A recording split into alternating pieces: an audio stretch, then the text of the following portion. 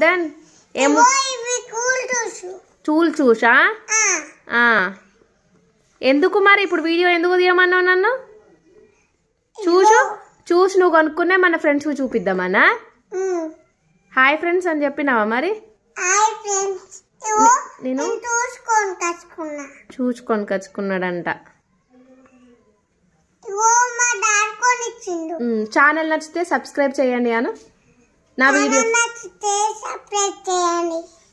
నా కోసం సబ్స్క్రైబ్ చేయండి అను